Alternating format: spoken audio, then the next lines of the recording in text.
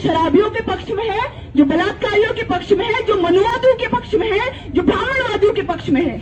मुझे डाउट है कि ये लोग अंकिता भंडारी को इंसाफ दिलाना भी चाहते हैं या नहीं।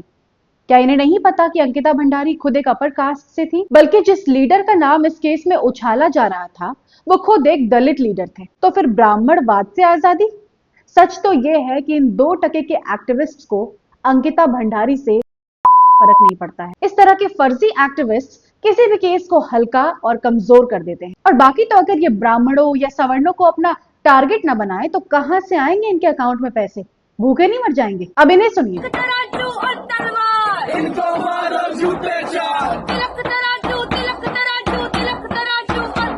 जब चंद्रशेखर आजाद पर सेक्सुअल हरासमेंट जैसे सीरियस एलिगेशंस लगते हैं तो फिर यही एक्टिविस्ट क्या दलितवाद को भी गाली देंगे? तब एक जाति विशेष को लेकर क्रिमिनल माइंडसेट की बात क्यों नहीं होती? हर टेररिस्ट अटैक जिहादी होता है। जिहाद किसका पार्ट है? लेकिन आज तक इन एक्टिविस्ट्स को टेररिज्म का रिलीजन नहीं मिल पाया। लेकिन अगर क्रिमिनल का सरनेम सिंह या शर्मा निकल आए तो पूरा वंश, पूरा धर्म क्रिमिनल हो जाता है। कैसे? आप द दलित वॉइस जैसे पेजेस को देखिए। हमारे देवी देवताओं का मजाक उड़ाते हैं, हमारे एंसेस्ट्रल लेगेसी और रिचुअल्स का खुलकर मजाक उड़ाते हैं।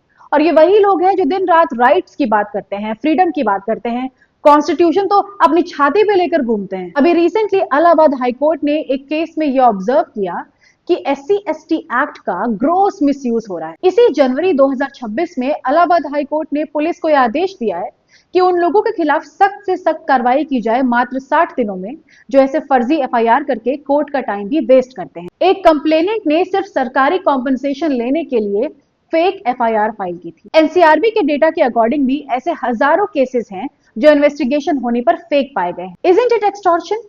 Isn't it corruption? But I didn't say that it happened because of Dalitvad. You claim to fight oppression, but look at you now. You have become the very oppressor that you claim to hate. तुम वही डर और bullying use कर रहे हो जो तुम्हारे हिसाब से तुम्हारे साथ हुई थी। So how come you're different and better? और इन सब के बाद इस बात की क्या गारंटी है कि तुम्हारी जगह अगर मैं होती और मेरी जगह तुम, तो तुम वही सब नहीं करते जो तुम्हारे अकॉर्डिंग मेरे पूर्वजों ने तुम्हारे साथ किया है? What happened in the past? I can never defend it, and I never will.